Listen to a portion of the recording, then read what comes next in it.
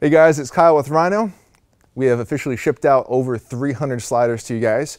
And in the heat of the moment, we were so busy shipping out our stuff, we didn't include any kind of manual or video that shows you how to unbox it, how to assemble it, some kind of practices, best practices.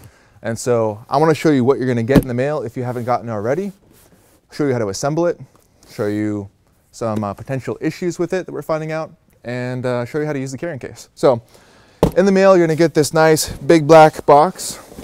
You can cut off the tape on the sides and you'll find two little cards, one little promo of Rhino Armor. It's our line of protective carrying cases for our gear. And then also a card that encourages you to take some photos of what you're doing, post it on Facebook, give us a shout out, let us know how you like the gear, and keep spreading the word about Rhino. Right on top, you're going to find your carrying case. We're going to set that aside right now. Then there's a little tray the case sits in. Put that aside. And what you see here, if you bought our Pro system and the Pro travel rails, this is what you'd be looking at. So they're all assembled nicely in these rails here. On the end, you want to pull out this box. This is the parts box that houses your main carriage, the legs, the end plates, the mounting screws, and everything. So first what you want to do is probably easiest to throw your rails on a tripod if you got the Pro system. If you didn't, you can set it on a counter or somewhere where it's easy to work with. So you got them nice and mounted up. Next, what you want to do is open up the box. Nice little Made in USA sticker. We proudly make all of our gear in the USA.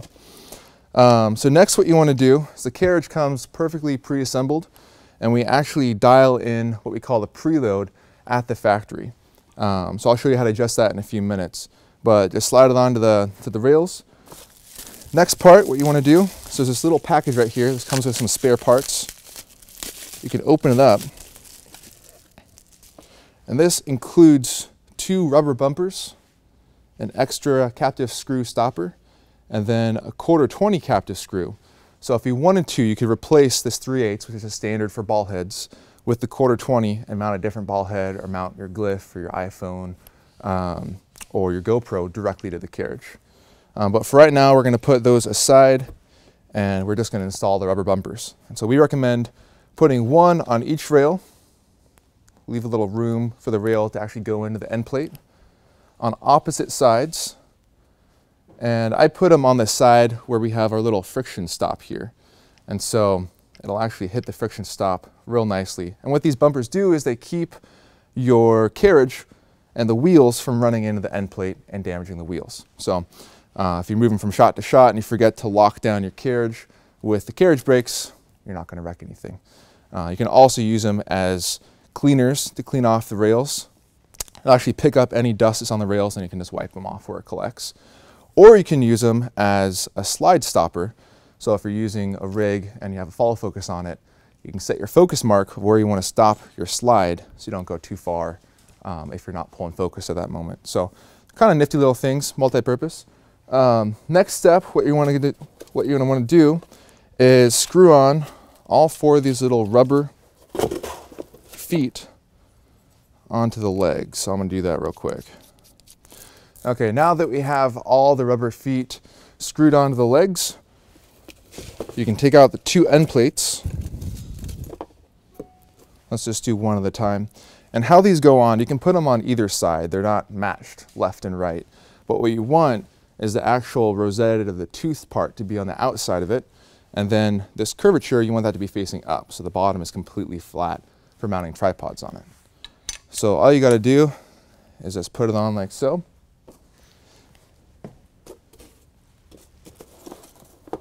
Take a leg that matches up with the teeth, put it on, put the screw through it, and then just screw it in.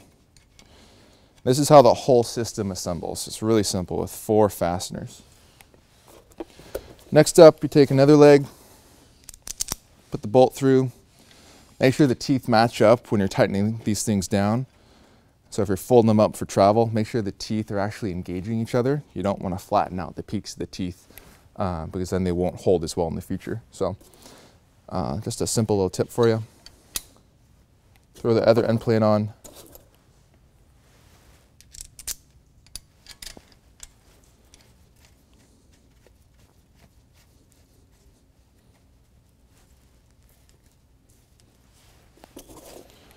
Make sure everything lines up. And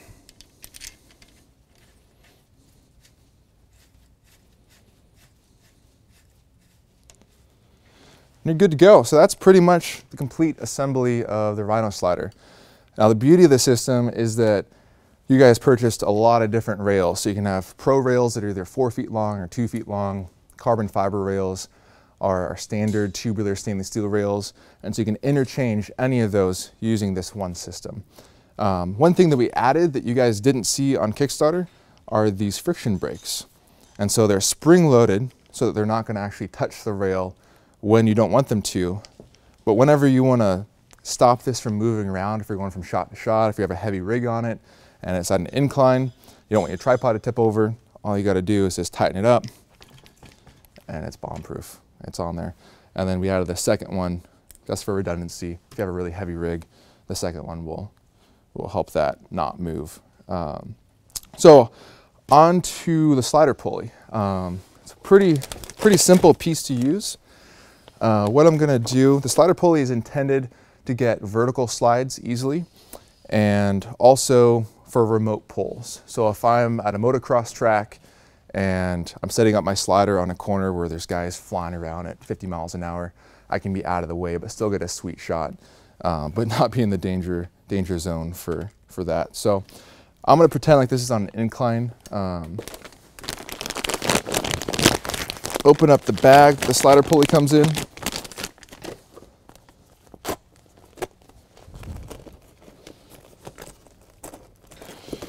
And what you'll get is this little machine pulley, and then we call this the pulley guide. The pulley guide just keeps the cable from coming out of the actual pulley. So you don't have to worry about losing tension or the cable falling off and your camera falling if you're doing a vertical slide.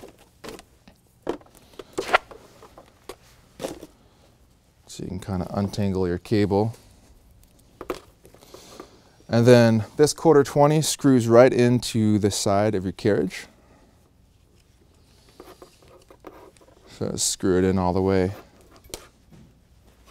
Kind of get some of the tangles out of the cable, wrap it around the pulley, and then clip it into the opposite side.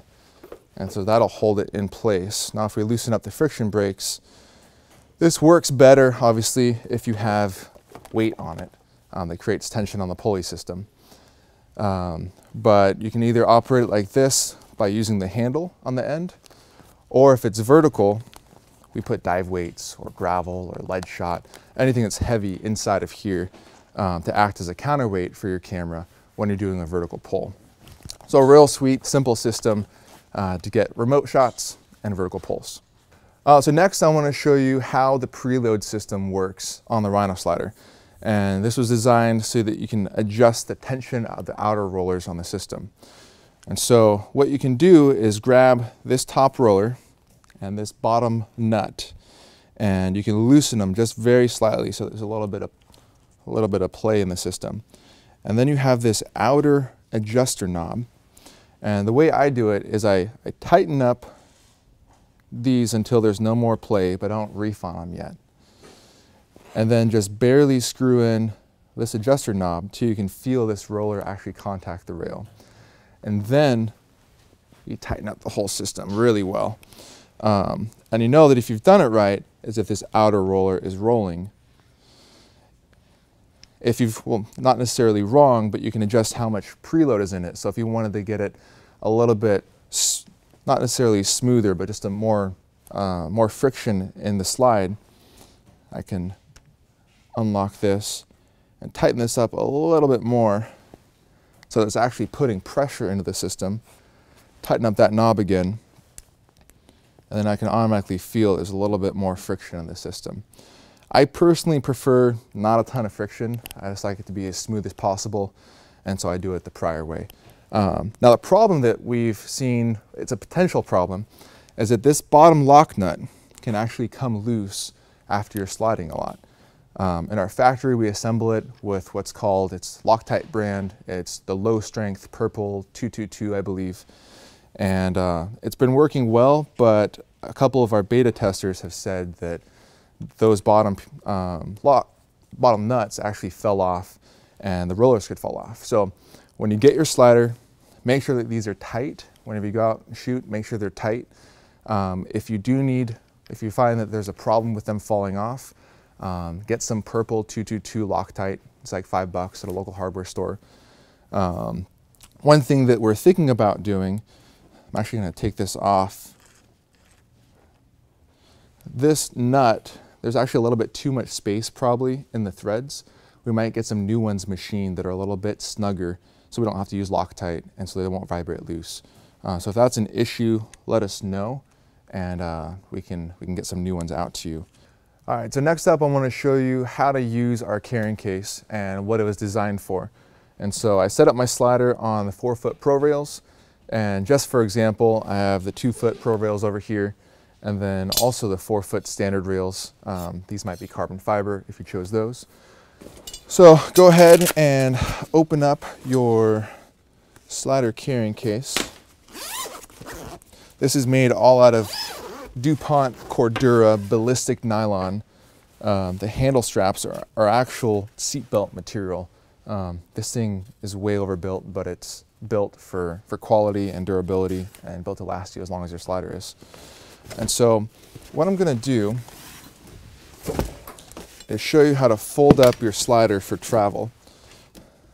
You probably saw some of the pictures on Kickstarter, but you just fold up the legs like this. And when you do this, you just want to make sure again that the teeth line up. So, like so.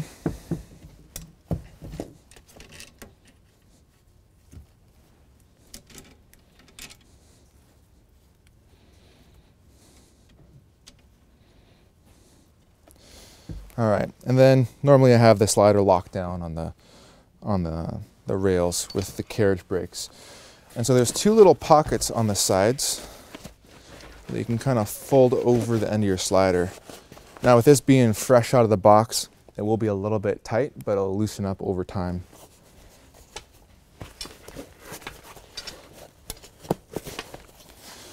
Okay, now if you want, you can use these little Velcro attachments to hold your pro rails in place to keep it from flopping around. Or if you have a 2-foot slider that you're only using in the carrying case, those will hold your 2-foot slider in the case as well. Now on the other side, we have a padded divider, and then we got some rod holders. And so this is meant to hold 2 extra sets of rails on the far side. And so you can put your 2-foot travel rails over here if you want to.